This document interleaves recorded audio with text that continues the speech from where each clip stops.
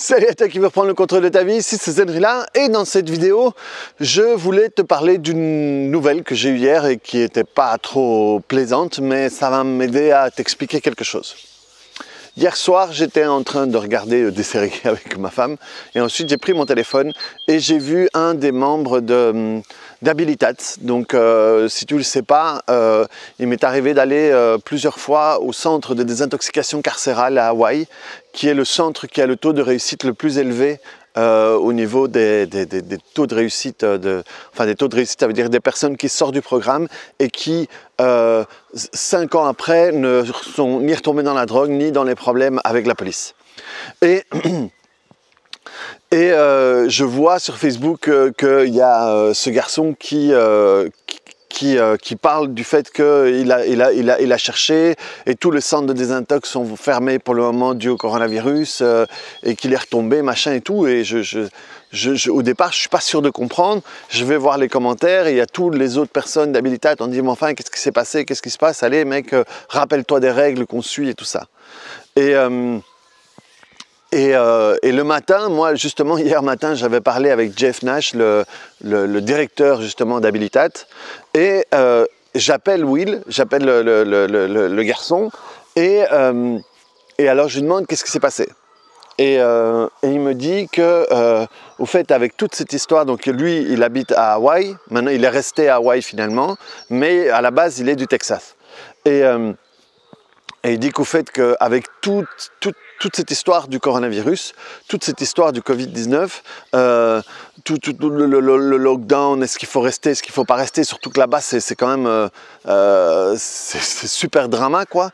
Est-ce que c'est vrai, est-ce que c'est pas vrai, et au fait ça l'a mis dans un état de stress tellement grand, cette peur, que il est retombé. Et pendant 5 jours, il s'est bourré la gueule et il sait que 5 jours, ben voilà, c'est repartir dans un engrenage. Et donc moi je lui ai demandé s'il avait appelé Jeff et il m'a dit oui, je l'ai appelé et je retourne dans le centre maintenant. Et je dis, tu vas retourner pour 3 ans? Il me dit non, ils vont peut-être me faire un truc. Et je lui demande, bon, à quelle heure tu pars? Il me dit, je pars dans 1 heure. Et du coup, c'était trop court pour moi pour pouvoir lui faire une séance. Parce que sinon, moi, j'aurais fait une séance tout de suite. Parce que ce que je veux que tu comprennes ici, tu vois, moi, dans la vidéo précédente, je t'ai proposé de faire une séance collective sur les peurs, sur les phobies, mais sur les peurs aussi. Parce que c'est ça que tu dois te rendre compte. Tu vois, dans tout le processus que je t'explique, c'est que il va y avoir un événement extérieur à toi. Sur cet événement, tu vas y mettre ta perception. Ce que tu en penses, comment ce que tu vois, ce à quoi ta perception est chargée de tout ce qui est passé, tout ce qui s'est passé avant et que tu n'as pas encore nettoyé. Qu'est-ce que ça veut dire? Qu'est-ce que si? Qu'est-ce que ça? À quoi ça te fait penser? Forcément, je sais pas moi. Des gens qui ont adoré, tu sais, il y a plein de gens qui parlent de Walking Dead avec tout ça, parce qu'ils ont regardé cette série et tout d'un coup ils peuvent s'identifier à des choses qu'ils ont senties à ce moment-là. Mais bref, lui, tout ce que ça représente, peut-être la faillite autour de lui, peut-être que ça représente un truc familial, mais bref, il met cette perception là-dessus. Donc je me marre parce qu'elle est... Si tu regardes le début de la vidéo, c'était calme. Parce qu'au fait, je me suis rapproché de l'étang et donc elles ont justement eu peur. Et comme elles ont eu peur, elles se sont tues. Et vu que là, ça fait un moment que je suis là, je parle, elles se rendent compte qu'il n'y a pas de danger, mais elles recommencent. Et donc, bref, il y a eu cet événement-là. Il a mis sa perception dessus. Et du coup, ça a généré, rappelle-toi ce que moi je te dis, le stress, c'est une réaction du corps par rapport à une perception. Donc tu as l'événement, il met sa perception dessus, et à partir de là, il va avoir des réactions du corps. Et donc là, il a commencé à avoir des réactions du corps, il a commencé à avoir de la peur, il a commencé à avoir du stress. Va savoir dans son histoire personnelle si ce qui l'a amené à boire à un moment n'était pas connecté à de la peur, en tout cas à la sensation que lui a eue à l'intérieur. Quand j'avais été à Habilitat, j'avais été proche de lui, enfin on était devenus potes et on avait fait à un moment, on fait des sorties et les gens du groupe de Faster EFT, et il y a deux résidents qui viennent avec nous. Et genre un peu des chaperons. Et dans une des sorties, lui avait été avec nous et donc on avait parlé. Et c'est un type qui joue de la musique et donc on est devenus potes. Et quand il est sorti, il m'a envoyé une sollicitation et on a discuté. Donc on avait un lien, mais j'ai pas fait de séance avec lui, donc je ne sais pas. de quoi retourne son addiction à la base, qui était une addiction à l'alcool. Et donc peut-être que à la base, son addiction à la base de l'alcool était connectée à une peur. Peur peut-être due familiale, situation. Je sais qu'il était justement musicien et tout, donc peut-être, là je schématise, hein, là je schématise. Mais imaginons, c'est pas son cas, mais imaginons que il est musicien et à un moment il a des problèmes financiers et que il se dit que voilà, s'il a plus de contrat, peut-être que ça mène à une séparation, j'en sais rien. Si lui maintenant il voit ça, il voit qu'on ferme tous les trucs et du coup les musiciens ne peuvent pas gagner de l'argent, peut-être que ça leur pousse lui dans une situation similaire qui l'a poussé à boire plus. Et donc là, il y a comme le lien qui se refait à nouveau et il repart dans ses travers. Donc rends-toi compte à quel point la peur, jusqu'où la peur peut t'emmener. Rappelle-toi que la peur fait que ton corps va produire du cortisol et va baisser ta capacité à réfléchir, baisser ta capacité à utiliser ton sens commun, quoi, ton bon sens, voilà. Et donc... Et donc, il y en a une qui s'est mise tout près, là. Il y en a une qui s'est mise juste à côté. Oui, et donc, le fait de te retrouver dans cette situation-là, c'est vraiment pour que tu comprennes où peut t'amener la peur et quel est l'intérêt de pouvoir travailler sur tes peurs. Et c'est ça que moi je te propose. C'est ça que je te propose donc le mercredi qui vient, le mercredi 29 avril, si je ne me trompe pas, oui c'est ça, à 20 h je fais une séance collective pour travailler sur les peurs. Travailler sur les peurs et ou les phobies. À la base, je comptais juste faire des phobies.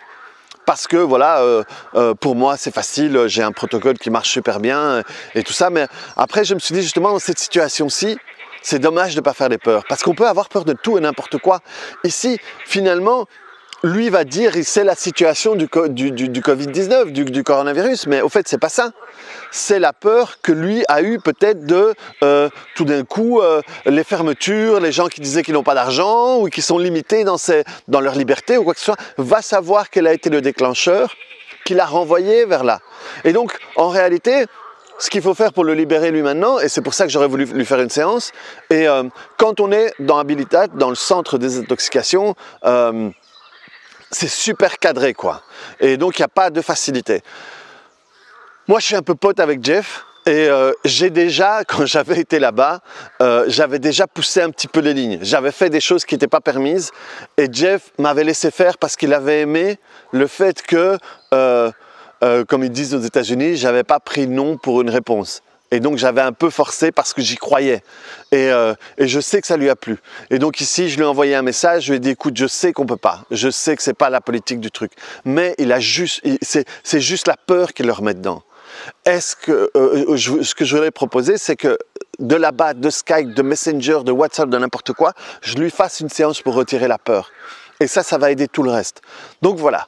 Je peux juste te faire la proposition, c'est toi tu vois si c'est possible ou pas. Et dis ok, merci, je garde ça à l'esprit et je te tiens au courant. Donc moi là, tu vois, c'est tout ce que je peux faire. Et dans la vie aussi, c'est ça.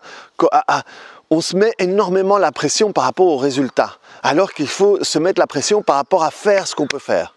Tu vois, moi, tout ce que je peux faire, c'est ça. Si je me stresse maintenant par rapport à la situation de ce gars, ça va rien changer à sa situation à lui, ça va juste empiéter sur mon bien-être à moi. Et rappelle-toi toujours ce que je te dis, au niveau du stress, 10% c'est le stress, 90-90% c'est ce que tu as fait dans ta tête. Donc moi en réalité, tout ce que je peux faire, c'est le mieux que je peux faire, c'est faire le plus possible par rapport à là où je suis. Et là, voilà. Donc, je l'ai fait, je l'ai dit à Jeff, je l'ai appelé lui, je l'ai expliqué. Je lui ai dit, dès que tu peux, si c'est possible, tu me tiens au courant parce qu'à l'intérieur, normalement, on ne peut pas. Et s'il y a quoi que ce soit, tu me dis et moi, je te fais des séances et je te fais des séances gratuites et voilà. Et à Jeff, voilà, je lui ai dit une fois, ce serait contre-productif que je revienne plusieurs fois là-dessus. Donc, j'ai fait ma part. Et donc, pour ça, je peux être tranquille. Je peux être tranquille, j'ai réagi, j'ai appelé lui, j'ai appelé l'autre. Ok, c'est rangé, c'est ce que Will a à l'intérieur de lui qui va décider de la suite. ça lui appartient maintenant.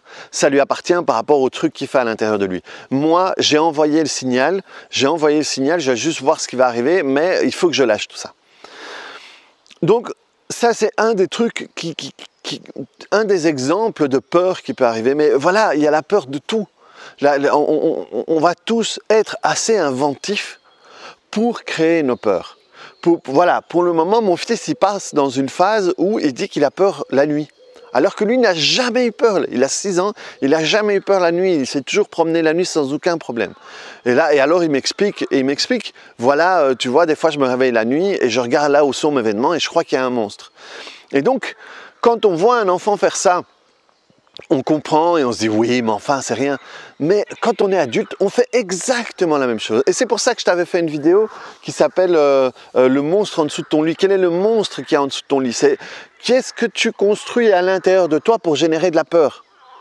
Ça va être la peur de manquer, ça va être la peur de réussir, la peur d'échouer, la peur de ne pas être assez bien, la peur de ne pas être aimé, la peur... Et alors ça va, il y a des branches principales et ça va se séparer en petites branches où je vais l'utiliser plutôt professionnellement, plutôt familialement, plutôt que peur que mon fils, mon enfant ne réussisse pas dans la vie, hein, peut-être peur qu'il soit, si je le vois à l'école un peu à part, oh, j'ai peur qu'il soit rejeté.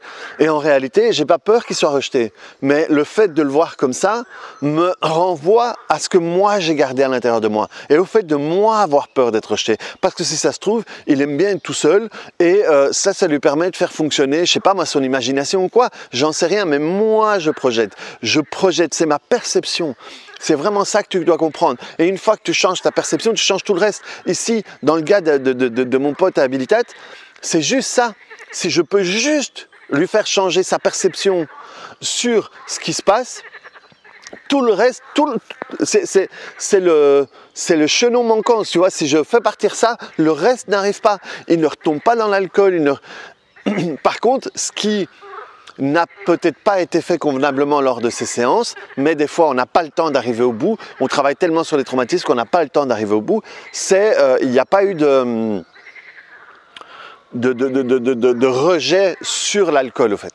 Généralement, on crée une répulsion, voilà, une répulsion sur l'alcool, et cette partie-là n'a pas été faite convenablement, mais peut-être pas parce qu'ils n'ont pas mal bossé, mais peut-être parce qu'ils n'ont pas eu le temps d'aller jusqu'au bout. Parce qu'ils sont plus de 100 là-bas, donc on doit faire des séances à toutes les personnes qui veulent, et donc c'est pas toujours évident. Donc voilà, c'est vraiment ça que je voulais, tu vois, par exemple, il y a un type qui s'appelle Prince EA, Prince EA, et je crois que j'en ai parlé il n'y a pas longtemps dans une vidéo, où lui c'est un rappeur, c'est un slammer, et un jour il a été invité par un grand rappeur, et il a tellement flippé quelques jours avant, qu'à un moment, il a inventé une excuse pour ne pas aller faire sa première partie, juste parce qu'il a eu peur. Juste parce qu'il a eu peur. Et à ce moment-là, c'est des trucs que tu projettes. Ça veut dire que c'est des trucs que tu inventes dans ta tête. Tu inventes la manière dont ça va se passer.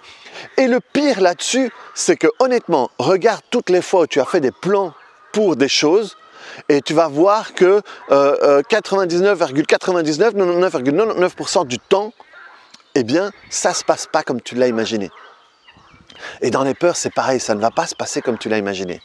Donc voilà, et ça c'est le fantasme. La manière dont tu l'imaginais, c'est le fantasme. Et c'est là-dessus qu'il faut bosser. Et c'est là-dessus que je vais te faire bosser si tu viens. Et regarde, ici en dessous, il y a le lien. C'est 57 € quoi. 57 €, qu'est-ce que c'est? Et tu vas pouvoir travailler là-dessus. Non seulement tu vas pouvoir travailler là-dessus, mais tu vas avoir 1 jour et demi après l'enregistrement qui va te permettre de travailler, si tu ne l'as pas terminé, dessus pour le terminer, si tu l'as terminé, en travailler sur d'autres. Vraiment. Et je te jure, là, il y a tout mon... Si j'organise ça, c'est vraiment parce qu'il y a tout mon passé génétique de mes parents révolutionnaires parce que vraiment, travailler sur ces peurs, c'est l'acte le plus révolutionnaire que tu peux avoir pour le moment. C'est...